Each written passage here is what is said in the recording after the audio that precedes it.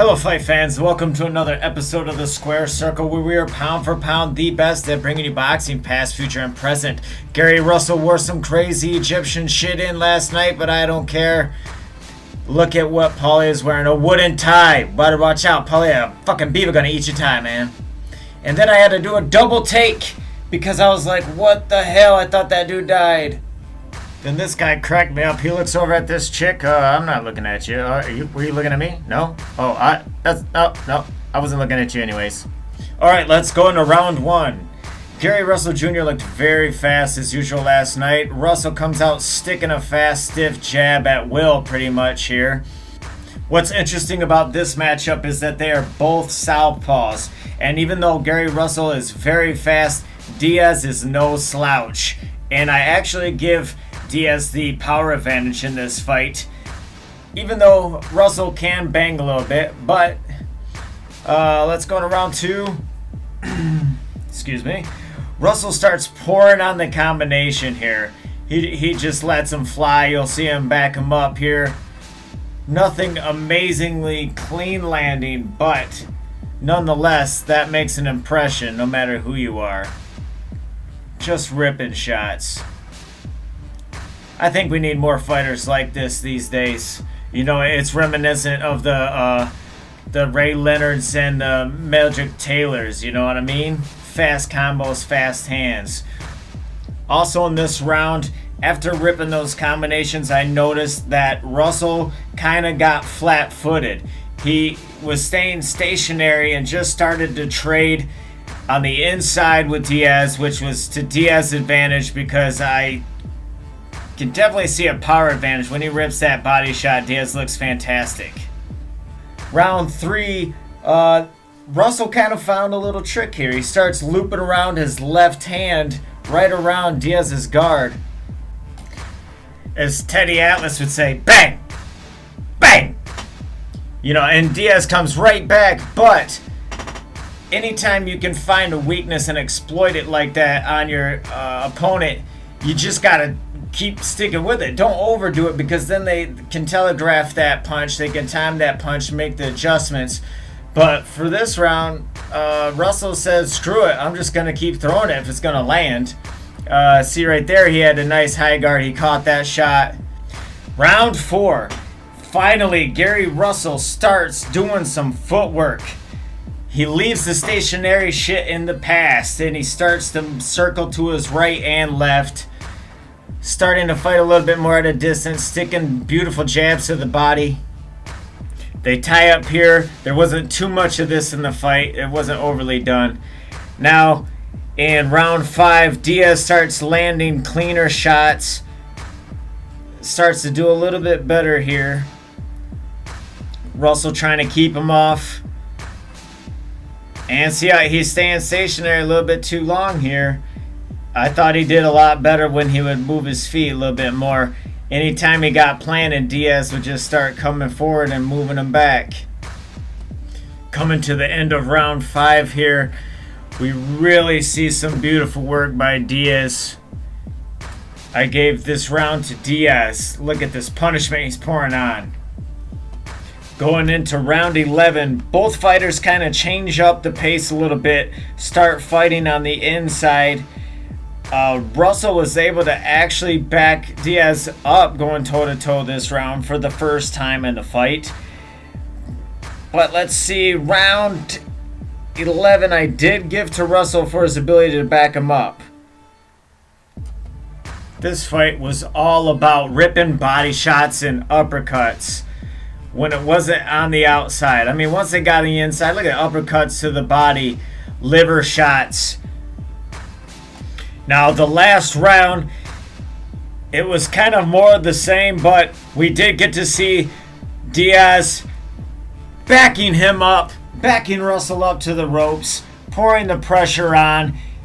He gets an A in this fight for determination. He's just so determined to put on a good show. I mean, he's young, he's undefeated. Well, he was undefeated. Here he is, getting Russell in the corner, closing the show in style. I actually scored this fight 116-112 for Russell. So I had it pretty close with the judges, and we'll see Russell again soon. Hopefully it won't take over a year, and good luck to Diaz in the future. Round 1 with Stevenson and Jack. Now, if we take a look at how this fight began, it just was pretty slow with lots of feinting, lots of feeling out in the first round. To be honest, the first half of this fight wasn't all that entertaining. It wasn't horrible, but you see lots of feinting and lots of tying up. Stevenson laying out that nice jab. You start to see that left hand go just a little bit more. Jack trying to circle to his left throughout the fight, getting away from that power hand of Stevenson. And here you'll be able to see when Stevenson got caught by a right hand counter. Jack smiles about it. Steven shrugs his shoulder and says, "Ain't no thing but chicken wing with strang." So I don't think it's totally necessary to go through all of the highlights of this fight because frankly there wasn't many until late in the fight. It was a lot of just awkwardness for the most part and lull spots, and the ref would either break him too slow or he would break him too early. That he was having a hard time with that, and I can understand that because it. Now you really have to take a look at the age in this fight. It was my main concern going in. He's 40 years old. Any athlete at 40 years old is going to be at the end of his run. You could really see the age set in, especially late in the fight. In the interview after the fight, he wouldn't admit it, but there was definitely something there.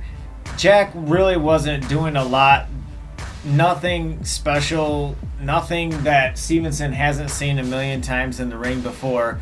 I think if this fight was 3 years ago, Stevenson would have got an early KO.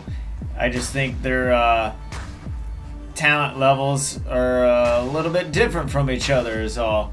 Not trying to knock Jack too much, but Stevenson was kind of supernatural the way he came on the scene and blew out Chad Dawson, and he really made a name for himself fighting under the tutelage of the great, the one and only Emmanuel Stewart, who happened to be my favorite shot caller as well on HBO.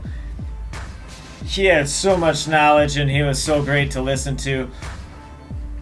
And of course he trained the greats like, first one that comes to mind is Tommy Hearns. Then of course Lennox Lewis was fantastic. Many more besides that.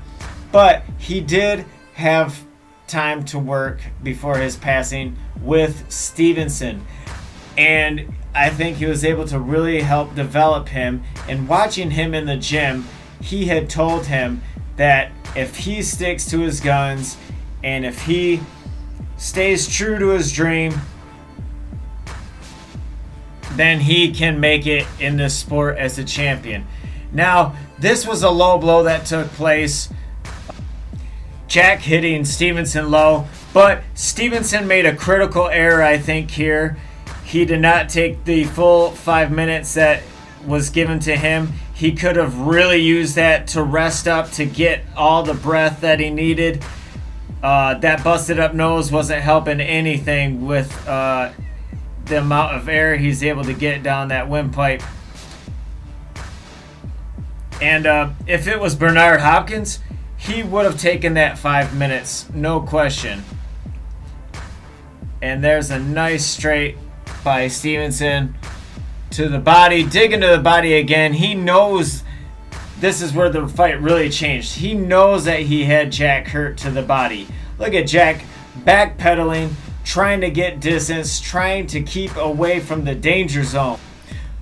Well, welcome to Top Gun, because this is the highway to the danger zone. You're going to fight a guy like Stevenson, you have to be expecting such power blows. And that is why he came back, because he did expect those power blows, and he is not going to go down without a fight.